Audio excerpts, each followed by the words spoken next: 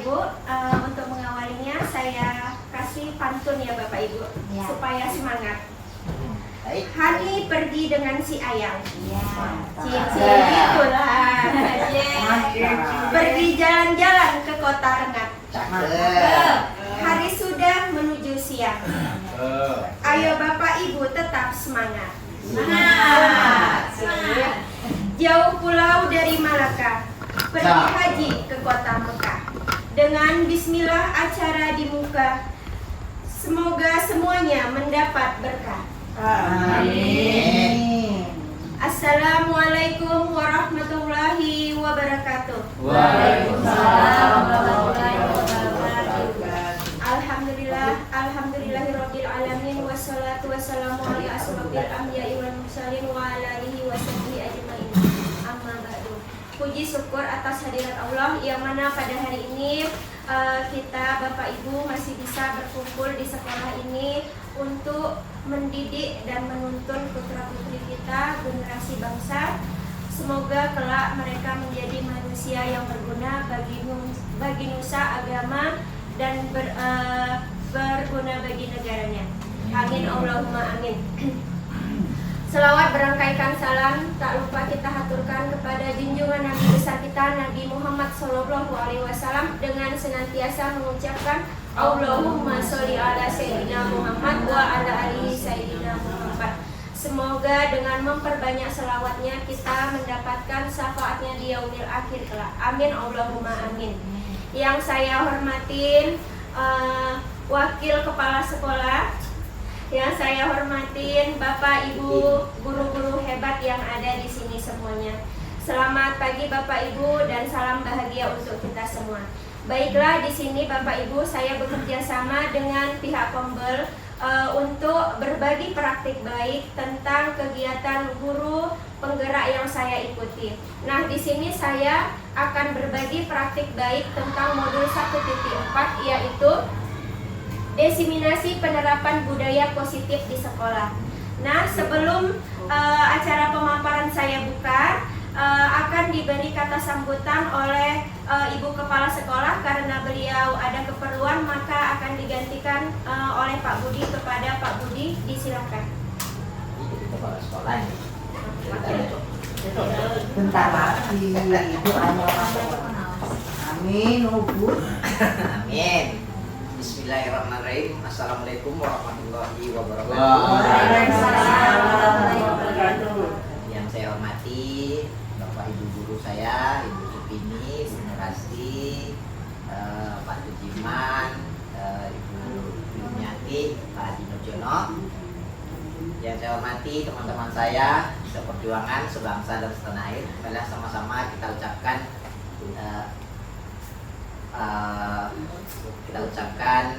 alhamdulillah karena pada hari ini, pada hari Selasa, kita dapat berkumpul di ruang majelis guru kita ini dalam acara Kombel sekaligus ditaja oleh Bu Suwarti ini dalam acara diseminasi penerapan budaya positif di sekolah. Alhamdulillahirobbilalamin, wassalatu wassalamu ala asrofil anbiya'i wal mursalin wa ala alihi washabihi ajmain. Amma ba'du. Marilah sama-sama kita ucapkan puji syukur kita kehadirat Allah Subhanahu wa taala yang mana berkat limpahan beliau lah kita dapat berkumpul di sini belajar bersama dalam penerapan budaya positif. Dan tak lupa pula kita aturkan kepada junjungan kita Nabi besar Muhammad sallallahu alaihi wasallam yang mana berkat perjuangan beliau lah kita dapat merasakan nikmat iman, nikmat Islam, nikmat ibadah kita dalam agama Islam. Semoga kita mendapat syafaatnya kelak di yaumil mahsyar. Amin amin ya rabbal alamin. Di sini saya selaku mewakili, kebetulan dimandatkan tadi Bapak Haji Tujiman karena Bapak Haji Tujiman sedang repot, maka Pak Haji Tujiman begitu juga memandatkan kepada saya. Mohon maaf di sini bukan saya mengajari atau menggurui.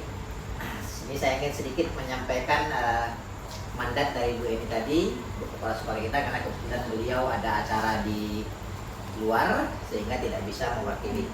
Alhamdulillah kita ucapkan terima kasih kepada CGP kita Bu Suwarti ini yang sudah menerapkan diseminasi penerapan budaya positif di sekolah. Semoga apa yang beliau dapat di pendidikan beliau sekarang yang sedang berjalan, yaitu Guru Tunggal Angkatan 10, dapat berpengaruh positif, berimbas positif kepada sekolah kita.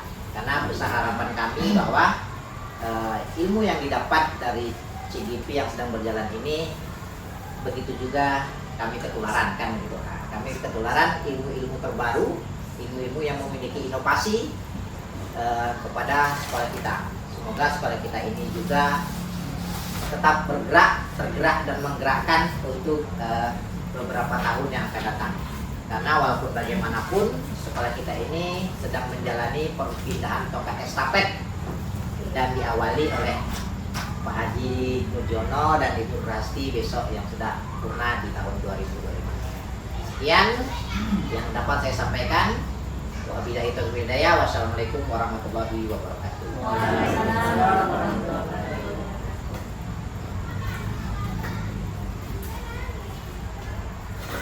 Terima kasih kepada Pak Budi yang sudah mewakili memberikan kata pengantar, mewakili Ibu Kepala Sekolah. Bang Ibu bisa dilihat dulu. Oke, saya sudah mengenal ya Bapak Ibu. Nah, nama saya Suhartini, saya adalah CGP Angkatan ke-10, berasal dari Kabupaten Kuantan Singingi.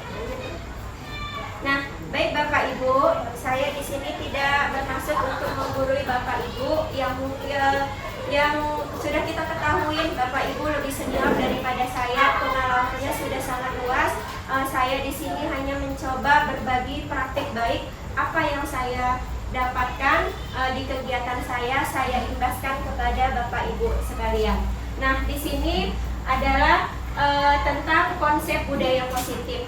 Nah, di sini saya akan membahas, ini topik yang akan kita bahas, yaitu perubahan paradigma belajar, kemudian disiplin positif, motivasi perilaku manusia, kebutuhan dasar manusia, posisi kontrol restitusi, keyakinan kelas, serta segitiga restitusi.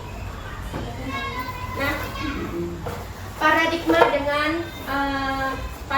baru dalam pembelajaran. Nah, seperti yang kita ketahui Bapak Ibu, sekarang sudah masuk kurikulum baru, bahkan sudah beberapa kelas yang menerapkan dengan kurikulum Merdeka Belajar.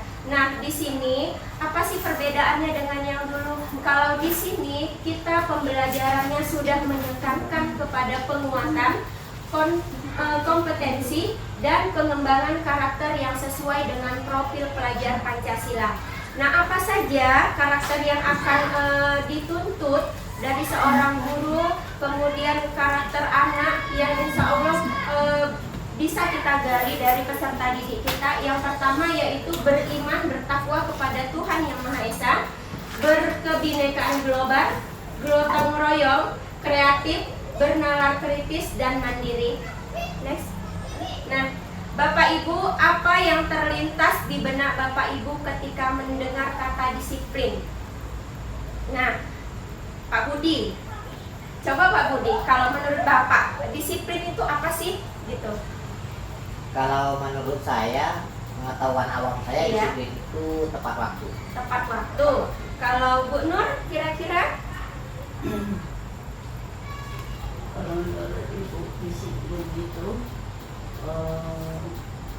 ada dua konsep kalau menurut Ibu. Yang pertama, kalau kita menghubungkan dengan kata tertib, disiplin itu anak mematuhi peraturan. Iya. Itu adalah sudut pandang yang lama gitu. Iya. Tetapi sesuai dengan perkembangan zaman sekarang, kayaknya pengertian disiplin itu sudah tidak cocok lagi. Seperti apa yang dibilang tadi, ada perkembangan dan ada kemajuan, bahwa disiplin itu adalah konsekuen dengan apa yang dia mau dan apa yang dibutuhkan, dengan mematuhi peraturan yang berada dan mandiri untuk memenuhi kebutuhan dirinya sendiri. Iya. Terima kasih Bu. Alhamdulillah jawabannya sungguh luar biasa. Ya, memang Bapak Ibu, ketika kita mendengar disiplin itu, kita lebih dominan mengaitkan kepada peraturan, kepada tata tertib, kemudian bagaimana anak itu untuk mencapai suatu peraturan, biasanya anak-anak itu harus dihukum supaya peraturan ini tetap berjalan.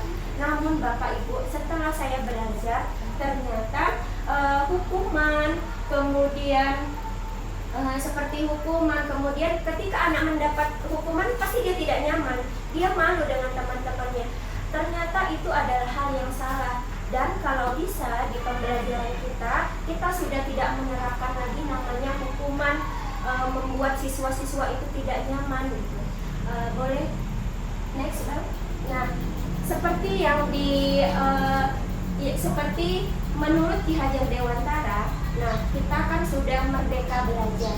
Jadi merdeka di sini adalah bagaimana menciptakan murid yang merdeka dalam arti tidak hanya terlepas dari perintah, tetapi anak itu bisa memerintah dirinya sendiri. Nah, kembali lagi kepada kita Bapak Ibu, apakah kita sudah menjadi guru yang merdeka? Apakah kita ketika memerintah anak kita sudah mampu memerintah diri kita sendiri? Atau kadang ketika kita menyuruh hal kecil saja seperti anak-anak ayo sholat, apakah kita sudah sholat? Nah, seperti itu. Jadinya merdeka di sini yaitu itu tadi Bapak Ibu, kita cakap untuk memerintah diri kita sendiri dulu. Nah, syarat utama untuk mencapai kemerdekaan tadi yaitu dibutuhkan disiplin yang kuat. Nah, disiplin di sini maksudnya disiplin diri dan motivasi internal. Jadi apabila motivasi internal misalnya dari dalam diri kita memang tidak ada kemauan, maka kita memerlukan lingkungan sekitar kita untuk memerintah kita supaya kita taat pada peraturan tersebut. Apabila kita sudah punya motivasi dari dalam, kita tidak butuh lagi motivasi dari luar, karena kita sudah terdorong dengan nilai-nilai yang kita yakini untuk melakukan perbuatan tersebut. Lanjut Bang. Nah, di sini kita memasuki motivasi perilaku manusia. Nah, apa sih yang memotivasi perilaku manusia untuk disiplin? Nah, di sini Bapak Ibu kita akan refleksi bagaimana kenyataan kita di kelas. Apakah murid-murid kita taat untuk menghindari hukuman atau ketidaknyamanan? Masih ada Bapak Ibu di kelas kita yang seperti itu? Masih ada. Jadinya ini adalah salah satu motivasi yang terendah. Jadi bagaimana anak-anak itu dia menerapkan disiplin karena dia takut dihukum. Oh, kalau aku tidak mengerjakan PR nanti aku akan dihukum oleh Pak Guru. Jadi ini masih motivasi dari luar. Yang kedua adalah mendapatkan imbalan atau penghargaan dari orang lain. Nah, kalau poin yang kedua ini masih ada nggak Bapak Ibu kita jumpai di kelas kita? Anak-anak itu semangat, ya kan Bu, kalau dikasih penghargaan. Biasanya anak-anak itu termotivasi yang tadinya hasilnya biasa-biasa saja karena ada reward, karena ada hadiah. Mereka semangat sekali kemudian berbondong-bondong untuk menyajikan hasil yang terbaik supaya mereka dapat penghargaan tersebut. Nah, ternyata Bapak Ibu, motivasi ini masih bersifat eksternal dari luar. Nah, lalu bagaimana yang dengan internal? Nah, yang internal ada di poin 3. Untuk menjadi orang yang mereka inginkan dan menghargai diri sendiri dengan nilai-nilai yang mereka percaya. Nah, ini sama halnya ketika seorang anak datang, misalnya dia datang tepat waktu. Dia bukan karena takut dihukum, tetapi memang sudah panggilan dari dalam dirinya. Oh, kalau aku disiplin, aku menaati peraturan kelas, berarti aku menjadi anak-anak yang dipandang baik, anak-anak yang memang bisa mempunyai nilai-nilai yang baik seperti itu. Aku terdorong oleh keinginannya sendiri. Ketika dia bangun tidur, dia sudah ada dalam benaknya, aku harus mandi, aku sholat, kemudian aku sarapan dan pergi sekolah. Lain dengan anak-anak yang dari motivasi eksternal, harus dulu ibunya, ayo cepat kamu sholat, nah, ayo cepat berangkat. Nah, inilah perbedaan di antara ketiga motivasi ini. Lanjut, Bang. Kemudian restitusi. Nah, Bapak Ibu, di sini saya akan mengenalkan cara untuk menyelesaikan masalah dengan restitusi. Nah, apakah itu restitusi? Nah, di sini dia adalah kondisi di mana antara guru misalnya dengan siswa, dia mempunyai suatu masalah siswanya. Guru dan siswa ini sama-sama mencari jalan keluarnya. Jadinya di sini penerapan ini atau restitusi ini bukan untuk menebus kesalahannya, tetapi belajar dari kesalahannya, sehingga kesalahan yang sama tidak akan terulang kedua kalinya. Kemudian restitusi ini memperbaiki hubungan. Kemudian tawaran bukan paksaan, menuntun untuk melihat ke dalam diri, fokus pada karakter bukan tindakan mengaitkan, dan fokus pada solusi. Lanjut, ini. Nah, di sini saya mempunyai perbandingan antara hukuman, konsekuensi dengan restitusi. Nah, kalau hukuman, apabila hukuman itu tidak berjalan itu biasanya karena murid-murid dia takut gitu. Tetapi ketika murid sudah tidak takut, hukuman tidak lagi berjalan.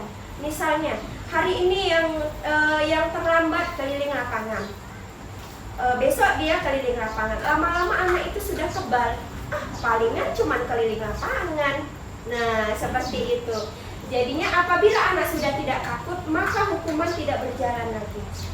Kemudian mendorong menyalahkan diri. Anak-anak membenci peraturan yang dibuat oleh guru. Nah, jadi hukuman ini adalah yang memotivasi anak-anak itu untuk dia benci terhadap gurunya karena dia merasa dihakimi. Kemudian dampaknya apa? Murid menjadi marah. Mungkin ketika di depan kita tuturnya bagus, tapi di belakang kita dia marah-marah, dendam kepada gurunya, mengasingkan diri. Nah, tidak dipungkiri banyak memang kejadian yang kita lihat akibat dari hukuman ini. Misalnya siswa yang ditegur oleh gurunya, gurunya punya motor, kemudian pas pulang motornya bannya dikempesin. Nah, itu karena motif dendam, karena hukuman tadi dia merasa terhakimi. Kemudian, nah, konsekuensi ini yang sudah saya terapkan di kelas saya, ini seperti keyakinan kelas. Biasanya keyakinan kelas itu di bawahnya ada konsekuensi apa yang diterima jika anak itu melanggar. Nah, di sini guru itu harus tetap memonitoring supaya perilaku sejalan dengan keyakinan kelas. Kemudian mendorong kepatuhan, anak-anak menghormati guru. Jadi misalnya keyakinan kelas di kelas saya itu apabila siswa bermain saat jam pembelajaran, maka jam istirahatnya diganti oleh jam belajar. Itu konsekuensinya. Jadi di sini anak-anak ini akan menghormati konsekuensi tersebut karena kalau misalnya aku berbuat ini maka aku akan menggantinya dengan waktu istirahatku gitu. Kemudian restitusi. Restitusi ini murid belajar bertanggung jawab untuk perilakunya. Seperti yang saya jelaskan tadi bahwa di sini murid mencari sendiri. Ketika dia punya masalah, kira-kira apa solusinya? Guru di sini memancing supaya anak-anak itu menemukan bagaimana solusi terhadap perilaku yang dilakukan. Kemudian di sini di restitusi ini mendorong disiplin positif. Kemudian anak menghormati dirinya dan orang lain. Kemudian restitusi ini dibuat oleh murid, jadi solusinya murid yang menentukan. Kemudian di sini murid atau anak tidak kehilangan waktu, namun bersemangat untuk memperbaiki dirinya. Lanjut ke sini. Kemudian dihukum oleh penghargaan. Nah, ini Bapak Ibu, ternyata hukuman dan penghargaan itu sama-sama cara untuk menghancurkan potensi untuk pembelajaran yang sesungguhnya.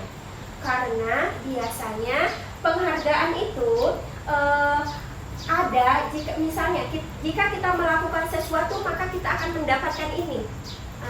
Jadi ada hal yang kita dapatkan. Kalau kita tidak melakukannya ya kita tidak mendapatkannya. Nah, itulah dia dari penghargaan tadi. Kemudian ternyata ini berdampak bagi anak. Yang pertama, merusak hubungan. Nah, tanpa kita sadari, saat kita memberi penghargaan kepada siswa, kemudian siswa yang lain iri. Pernah nggak Bapak Ibu mengalami ini? Pernah kan? Nah, jadi inilah salah satu potensi timbulnya bullying. Nah, karena anak yang tadi mendapatkan penghargaan, temannya pada nggak suka, lalu kawannya mencari-cari kesalahannya supaya dia yang tadinya baik tidak lagi baik. Jadi memang penghargaan ini dia merusak hubungan pertemanan. Kemudian penghargaan menurunkan kualitas dan kreativitas. Nah, ketika kita kasih proyek nih anak-anak coba kita buat produk misalnya, terserah kalian mau buat apa dari bahan daur ulang misalnya botol. Ketika anak-anak mendapatkan penghargaan, mereka akan semangat sekali untuk membuat produk dengan sebaik mungkin, dengan seindah mungkin, mencari sumber referensi.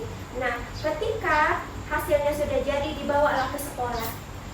Ketika sampai sekolah, ternyata hasil karyanya teman-temannya lebih bagus daripada dia.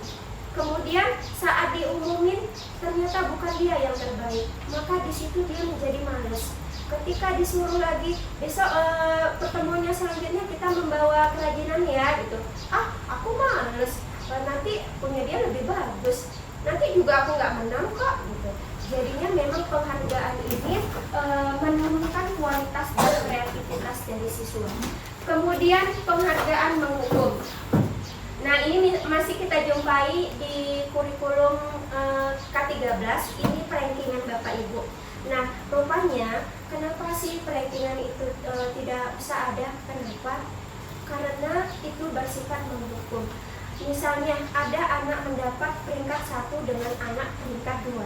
Anak yang peringkat 1 dengan 2 ini selisih angkanya cuma 1. Ini merupakan kekecewaan yang terbesar bagi anak yang mendapat peringkat 2, gitu. Iya, kalau orang tua ataupun guru memotivasinya atau dirinya bisa memotivasinya, maksudnya, aku harus belajar lebih giat. Kalau dia tidak mendapatkan motivasi itu, maka dia akan bermalas-malasan. Sama aja, aku juga nggak ada ranking 1, gitu kan. Jadinya memang peringkat itu menghukum siswa. Jadinya di kurikulum Merdeka ini kalau sesungguhnya itu sudah tidak ada perankingan. Karena kita bisa jelaskan kepada orang tua, karena ada orang tua yang memang, Bu, aku mau tahu hasil belajar anakku, gitu kan.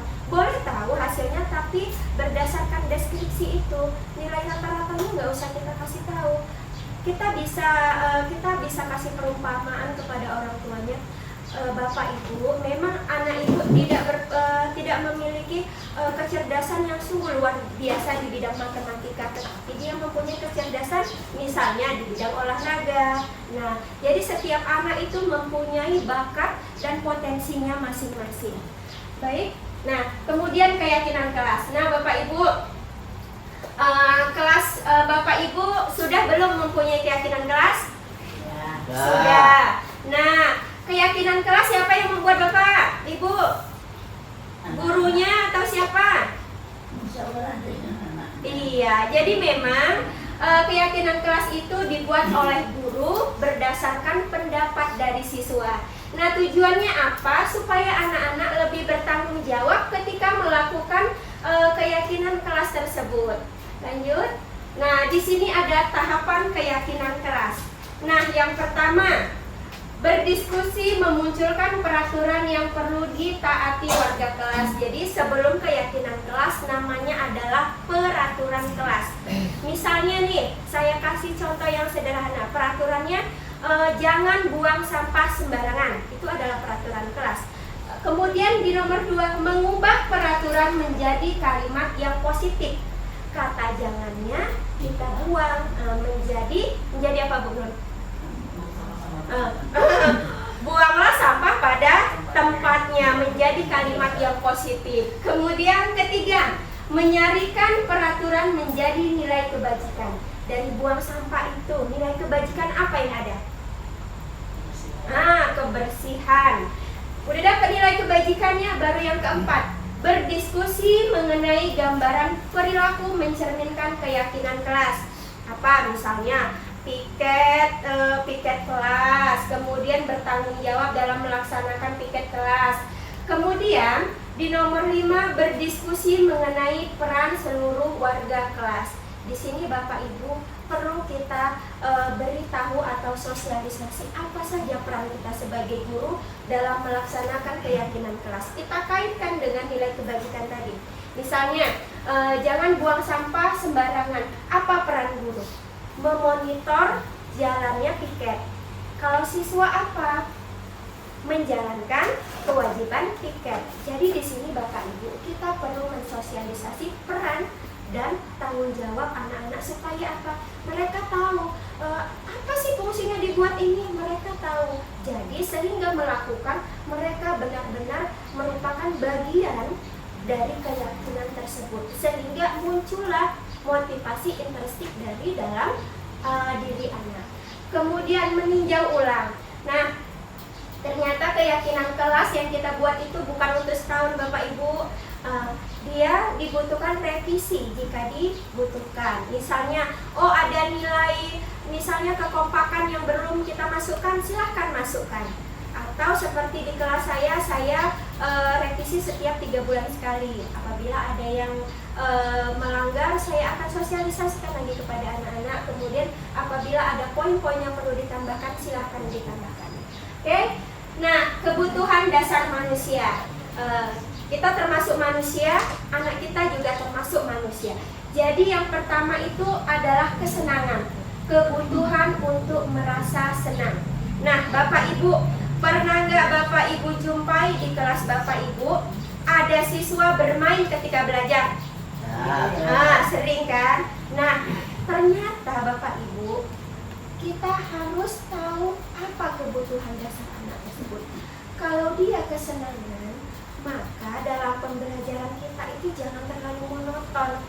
Kita campurkan dengan kesenangan, ada ice breaking, bermain peran. Jadi kebutuhan anak itu kan berbeda-beda, sehingga anak-anak merasa terwadahi dengan pembelajaran kita. Kemudian cinta dan kasih sayang. Nah, di sini kebutuhan untuk diterima, memberi, menerima kasih sayang berkoneksi. Nah, ada anak yang pendiam saja. Nah, seperti itu kan.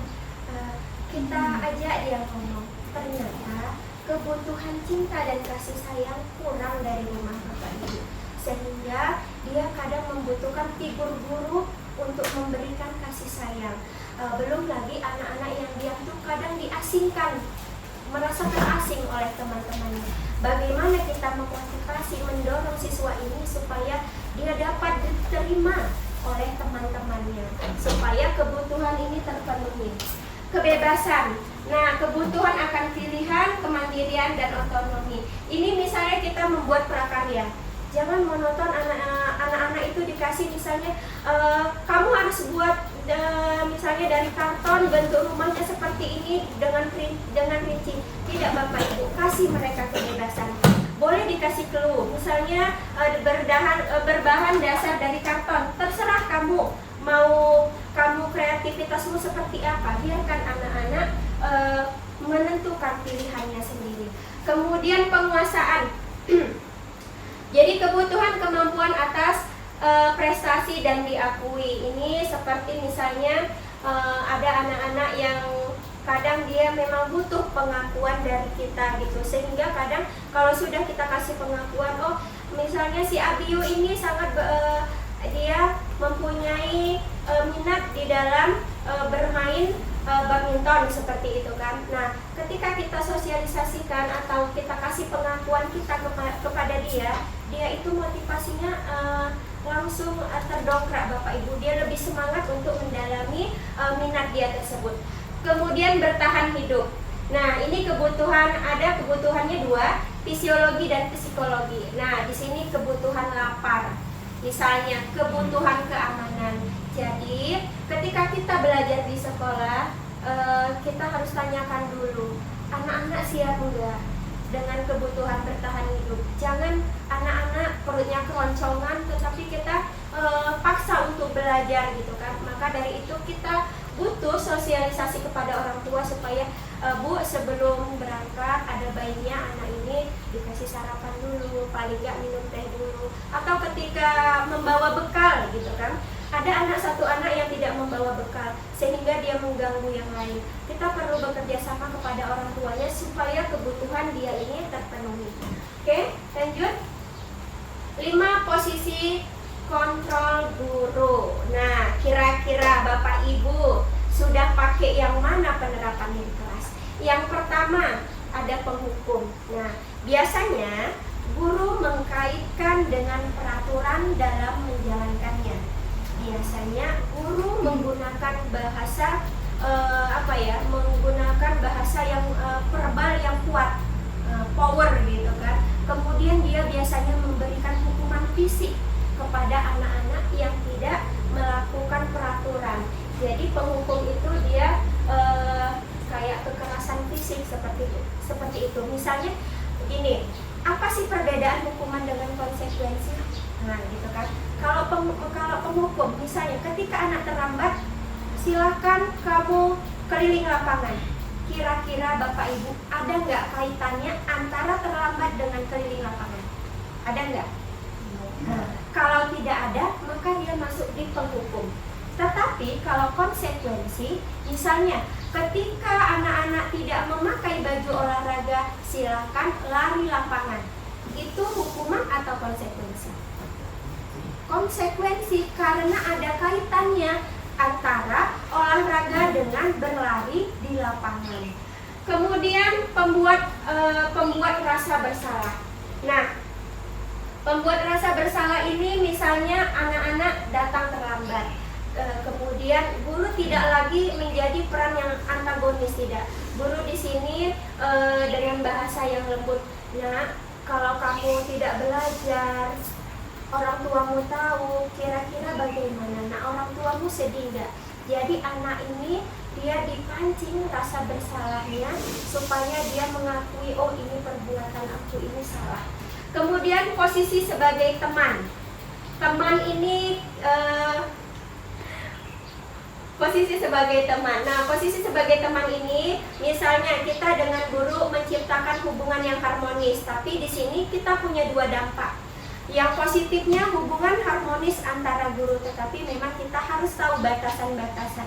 Yang kedua, yang dari segi negatifnya, ternyata anak ini akan timbul rasa ketergantungan.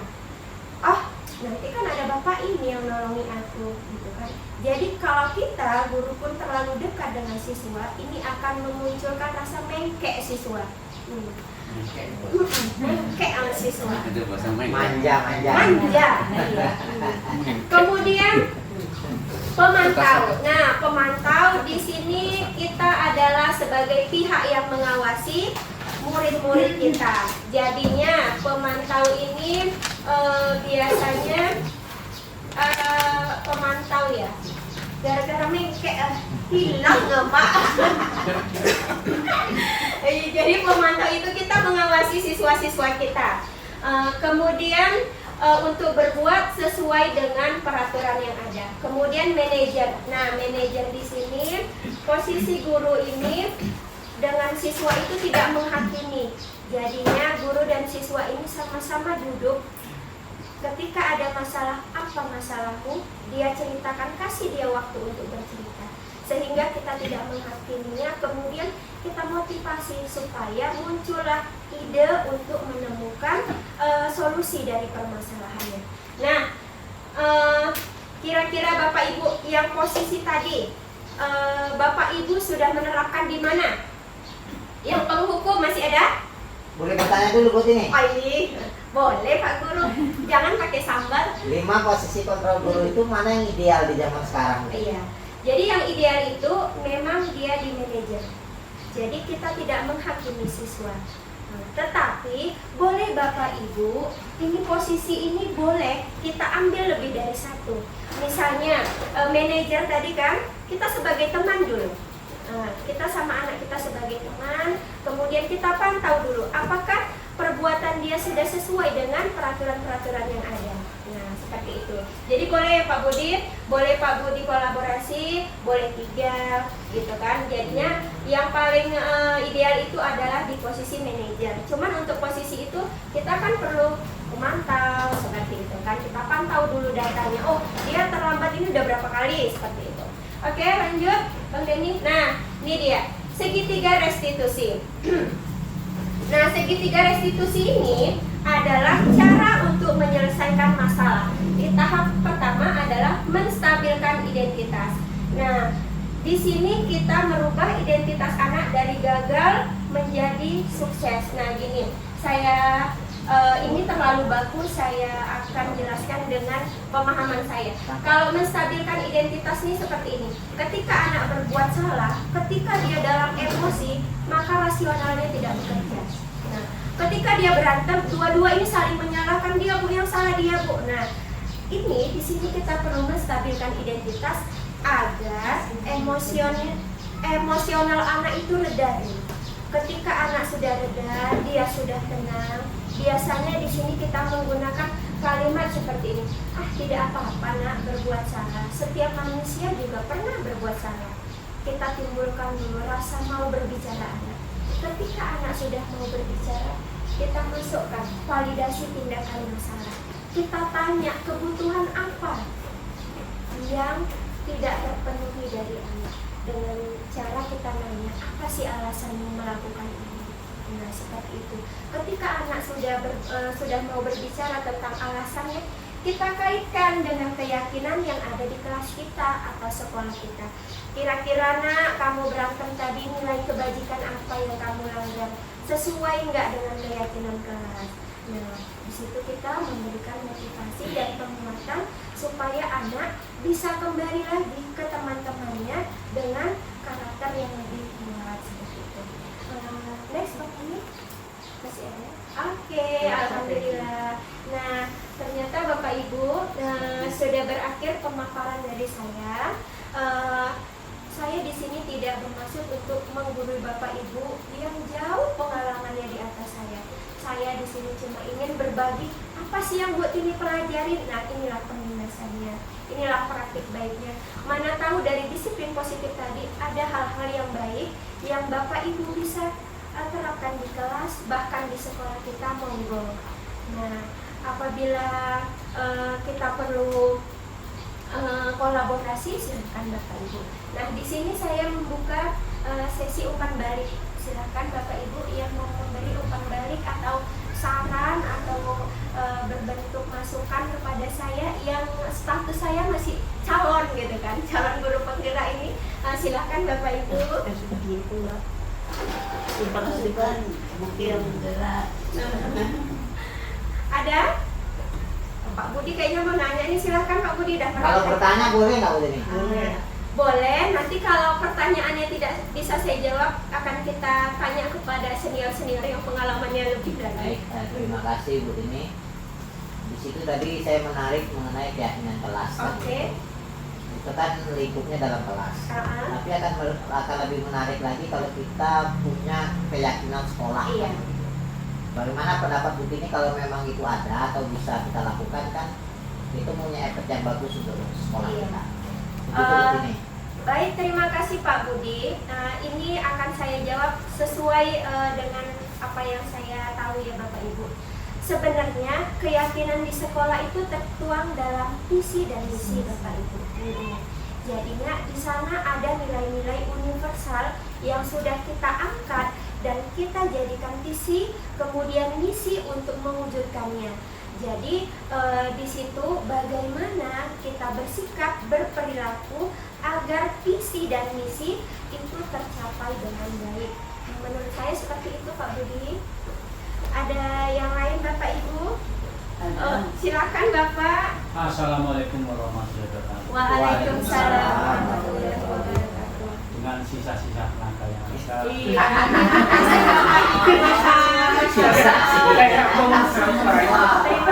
Saya serius. Dengan sisa-sisa pikiran yang ada, dengan sisa-sisa tenaga yang ada, saya mengajak semuanya. Tadi masalah membuang sampah di tempat. Saya terus terang, mungkin karena kesibukan masing-masing. Ayo, sekolah kita ini kalau setiap hari Sabtu, guru yang keluar untuk monitoring siswa memungut sampah, maaf cakap, Iya. bisa dihitung dengan jari. Kan itu satu. Iya. Oleh karena itu, ayo buat iya gitu. Iya. Satu itu. Kedua, musola kita bangun, bagus. Yang mengisi juga bisa dihitung dengan jari. Kalau perempuan taruhlah tembak Belanda kan, atau menstruasi kan. Ini bangunannya mahal-mahal. Waktunya sholat zuhur, mungkin karena maaf kesibukan masing-masing. Sekarang bahasanya itu musola kita bangun, ayo kita isi. Terima kasih, kemungkinan ini ada yang tersungging ya kan, maaf cakap. Kadang-kadang yang datang, ayo anak sholat, yang malah si Polan itu ngajak malah tidak ikut sholat, sebaiknya ikut sholat. Terima kasih. Iya, terima kasih. Saya mohon maaf, Iya, banyak Bapak. salah, banyak kesilapan, ada yang tersinggung. Terima kasih. Assalamualaikum warahmatullahi wabarakatuh. Waalaikumsalam warahmatullahi wabarakatuh. Jadi memang inilah fungsi dari kombel kita. Kita di sini membahas kira-kira apa yang menjadi masalah kita. Kita pecahkan bersama-sama. Karena kombel ini kan bersifat intern di dalam bagaimana kita memupuk kekompakan di dalam, gitu kan Bapak Ibu. Jadi memang untuk lingkungan kita ini banyak sekali aset yang kita miliki. Salah satunya kita pernah menang adu wiata, gitu kan. Kemudian program sekolah yang mendukung pun banyak, kantin sehat, gitu kan, dokter kecil. Jadi maka dari itu mari kita sama-sama mulai dari diri kita untuk mencontohkan sehingga anak-anak bisa menjadi gurunya adalah teladannya, gitu kan. Jadi kita bisa menjadi teladan bagi anak didik kita. Ada lagi Bapak Ibu? Oh ya, silakan Ibu. Terima kasih atas waktu yang diberikan sesuai dengan yang ditanyakan Pak Budi tadi. Iya Ibu. Ibu malah punya pandangan yang berbeda dengan Ibu. ini. Pak Budi nanyakan apakah kesepakatan kelas itu bisa ditingkatkan ke kesepakatan sekolah. Iya. Kalau menurut Ibu itu adalah sangat baik. Iya. Nah, kalau dalam bentuk visi dan misi itu adalah bahasa yang lebih tinggi. Iya. Sementara kesepakatan sekolah itu adalah kesepakatan dalam bahasa yang lebih ringan dan mudah dipahami anak-anak, sehingga kita tidak begitu kesulitan untuk mencari solusi pelanggaran-pelanggaran tadi. Nah, seperti apa setiap Senin Pak Dar bilang itu juga anak yang melanggar Berulang-ulang juga. berulang. Nah, dengan adanya 5 posisi guru tadi, Iya. kita menerapkan tingkat manajer tadi, mudah-mudahan disiplin intrinsik tadi terbangun kepada seluruh warga kelas gitu. Nah, lagi pula masukan dari kesepakatan sekolah akan berbeda dengan masukan kesepakatan kelas. Itu kalau menurut Anda Ibu, mohon maaf kalau apa gitu. Iya. Terima kasih Bapak, terima kasih Bu Nur. Alhamdulillah saya memperoleh masukan gitu kan. Jadi memang kami memang dalam proses pembelajaran tentu inilah kalau yang senior pengalamannya lebih banyak ibu-ibu. Kalau kami yang muda-muda ini tinggal semangat belajarnya saja, yang mungkin lebih selangkah lebih maju seperti itu. Terima kasih. Bagaimana Bapak Ibu? Apakah ada atau kita cukupkan sampai di sini? Oh iya, silakan Ibu. Ya mohon maaf mana tahu saya kurang paham tentang mengajar kita. Tapi ada kebutuhan dasar yang harus dipenuhi. Iya. Kalau nggak salah 5. 5 kebutuhan siswa. Sebenarnya ini sudah dilakukan dari dulu lagi. Tapi untuk yang lebih menukiknya kan gitu loh. Itu yang mana yang harus kita dahulukan gitu. Oh, dari 5 Contohnya adalah tadi. kesenangan setiap di kelas itu kan berbeda. beda sifatnya anak, Iya. beda apanya kan. Saya ingin senang, saya ingin itu, saya Iya. ingin itu kan. Bagaimana kita itu caranya mengajar supaya semuanya itu tercapai. Pertanyaan saya. Iya, Soalnya kesulitan. Iya. Dalam hal ini kesulitan. Ya, terima kasih Bu Pin. Nah, memang kita guru di dalam ruang lingkup kelas itu dihadapi atau apa ya, karakter siswa yang beragam, minatnya beragam, kebutuhannya beragam, kemampuannya juga beragam. Nah, ini sama halnya kalau dalam pembelajaran, misalnya anak yang belum bisa baca, kita golongkan dengan yang belum bisa baca, yang baru mengenal huruf dengan yang mengenal huruf gitu kan, supaya kita tahu memberikan pembelajarannya seperti apa, seperti itu. Kalau tadi Ibu kebutuhannya tadi bagaimana? Nah, kalau menurut saya memang setiap anak itu mempunyai kebutuhannya masing-masing. Jadi misalnya seperti ini, kalau yang 5 kebutuhan itu misalnya kita ada di dalam kelas, kita lihat ini, misalnya si A ini dia bermain saja seperti itu kan. Kita duduk berdua dengan dia dengan menerapkan segitiga restitusi tadi. Kita cari kebutuhan apa, kebebasan seperti apa. Jadinya misalnya kebutuhan kesenangan kata dia gitu kan, yang timbul dari permasalahan dia. Maka kita sebagai guru memang kita kan guru satu, sementara murid banyak, tidak mungkin kita bisa maksimal memberikan yang ini kebutuhannya ini kita penuhi, yang ini gitu kan. Kita di situ memberikan secara untuk umum. Misalnya dari pembelajaran itu dia membutuhkan kesenangan, kita kasihlah game di pembelajaran kita itu, supaya anak-anak yang super aktif dia punya waktu untuk bergerak gitu. Jadinya anak laki itu kalau disuruh diam Bapak Ibu 5 menit itu nggak bisa, udah panas kaki dan tangannya ini. Karena ya perempuan juga iya. ya kalau yang perempuan Pak, dia bisa lebih dari 5 menit. Diam tuh. Jadi banyak metodenya, misalnya kita memberikan ice breathing supaya anak itu bergerak, atau kita buat ini pertanyaan, kita tempel di sini satu, di sini satu, di sini satu gitu kan. Jadi anak-anak dia bisa sambil bergerak gitu. Jadinya anak mengatasi kejenuhan anak kalau harus duduk diam seperti itu. Kemudian memang kebutuhan anak itu memang banyak Bapak Ibu. Nah, apabila memang parah kebutuhan itu sampai menimbulkan masalah, kita panggil, baru kita melakukan pendekatan. Kira-kira seperti apa? Seperti itu. Kalau itulah yang saya dapat Bapak Ibu, mana tahu ada yang ingin memberikan masukan gitu kan untuk menyempurnakan jawaban saya, silahkan monggo. Mungkin dari Bu Nur ada? Bagaimana nih Ibu kira-kira di kelas nih supaya kebutuhan ini terpenuhi gitu, ataukah sama dengan saya atau ada versi yang lain? Ya, terima kasih ya. Dan karena banyak saya ngomong Enggak apa Ibu, karena inilah fungsi kompel. Kalau sudut pandang saya, Iya.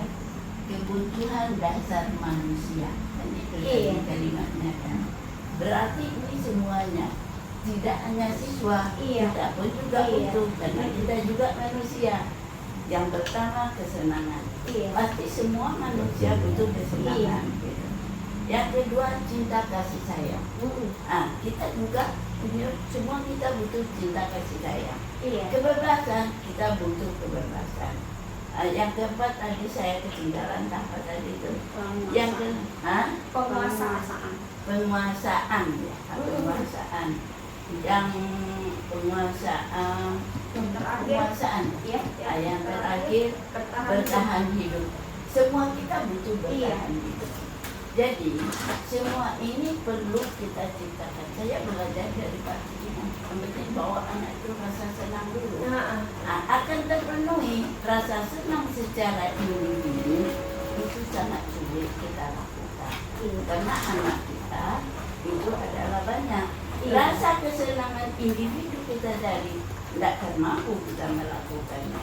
Jadi kalau menurut ibu kita menghadirkan rasa senang secara kelompok saja. Senang gitu. dulu ya Bu. Nah, misalnya dengan apa yang sering lakukan kan kalau udah mudah diwaktu cinta kasih mari kita coba cinta kasih pada semua Senyum dan ya Bu.